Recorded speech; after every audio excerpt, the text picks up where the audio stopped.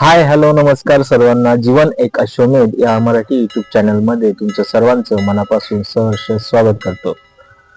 I hope सर्व छान असतील, एकमेकांची काळजी घेत असतील.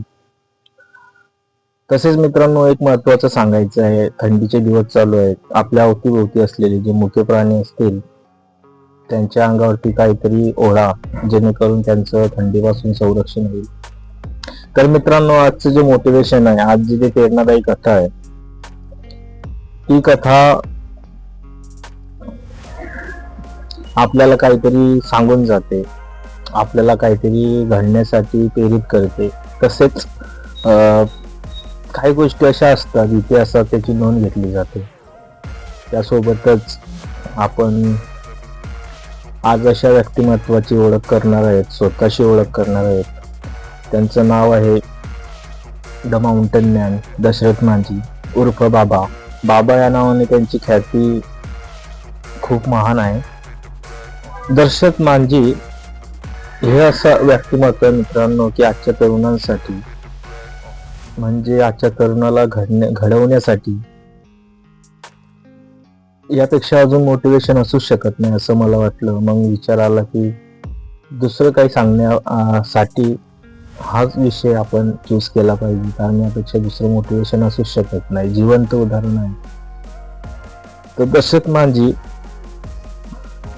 अर्थव्यवस्थेला हादरा देणारी 22 वर्षाची कठोर तपस्या आहे मित्रांनो. ही कहाणी एका अशा माणसाचे ज्याने विचार कधीच केला नाही. माणूस एखादं काम असेल तर विचारपूर्वक करतो, पण दशरथ मांझी यांनी कधीच विचार केला नाही. फक्त ती कृती केली, ऍक्शन केली. त्यांच्या स्वतःच्या मनगटावर त्यांचा विश्वास होता मित्रांनो. स्वतः कंबर कसून काम करणाऱ्यावर त्यांचा विश्वास होता आणि त्यांनी तेच केलं.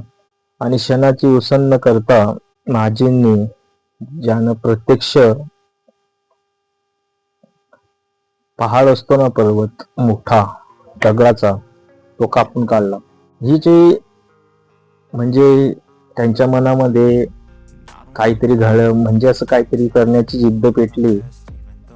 काहीतरी दुःख असेल, आणि प्रत्येक क्रांती मागे काहीतरी दुःख लपलेलं असतं, म्हणून क्रांती होत असते.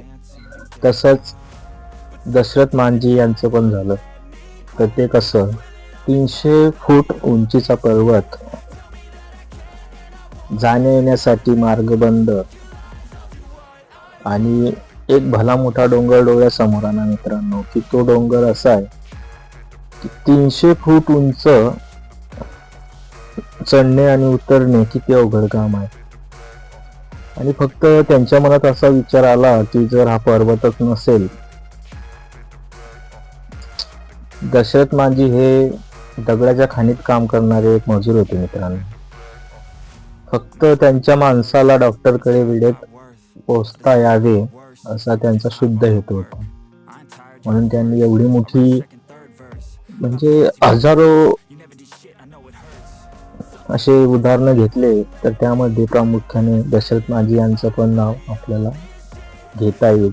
एवढी महान ख्याती दशरथ मांझी यांची आहे. 300 फूट उंच म्हणजे किती असेल कल्पना करा. त्यांच्या विकासाच्या आड येणारा जो डोंगर होता, ती सीमारेषा म्हणजे तो पर्वत होता मित्रांनो. 300 फूट उंचीचा तो डोंगर होता.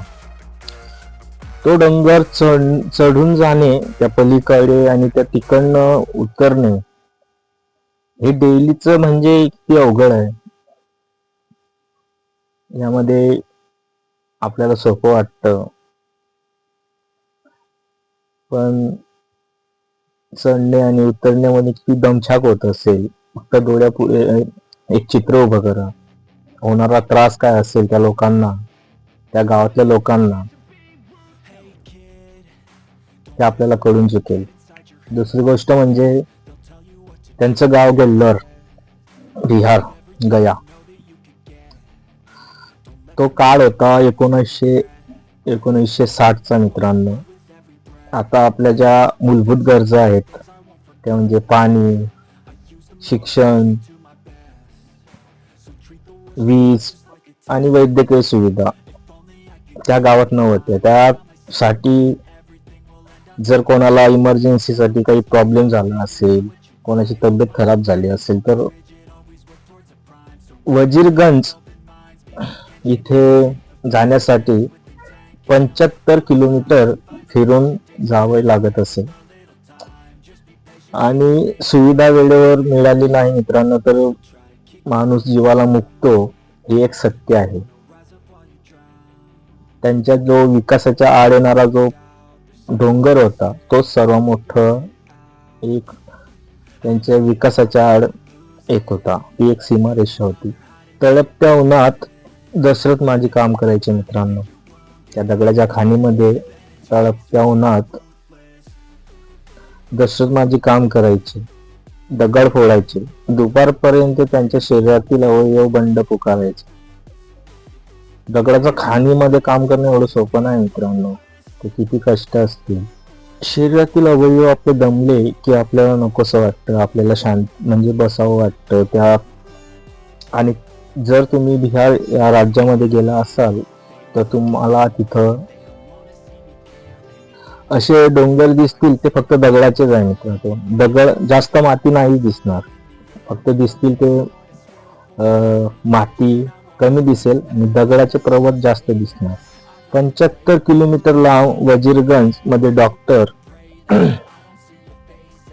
डॉक्टरचं जर कोणी आजारी असेल आणि त्याला डॉक्टरकडे जर जायचं असेल तर 75 किलोमीटर असं त्या पर्वताला, ज्या डोंगराला ओढा मारून जावे लागत असेल.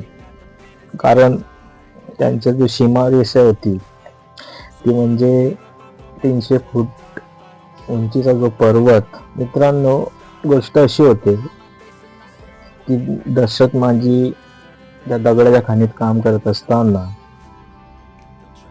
त्यांच्या ज्या पत्नी आहेत,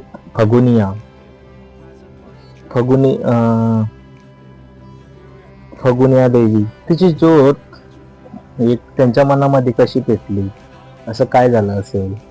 तर एक दिवस असं होतं मित्रांनो की त्यांच्या ज्या पत्नी आहेत ते जेवणाचा डबा घेऊन तो डोंगर चढत असताना एक सैल झालेला दगड असतो, त्यांच्या ज्या पत्नी आहेत त्यांचा पाय त्या सैल झालेल्या दगडावरती असा पडतो आणि त्या पर्वतावरून ते खाली पडतात. दशरथ मांजी यांच्या पत्नी. दशरथ मांजी यांना जेव्हा कळतं की आपली बायको खाली पडलेली आहे, ते बघतात. म्हणजे हॉस्पिटलसाठी जाण्यासाठी काही वेळ होतो आणि त्यात त्यांच्या पत्नीचं निधन होतं. ही गोष्ट त्यांच्या मनात घर करून जाते की हा डोंगर नसता तर माझी बायको माझ्याजवळ असती,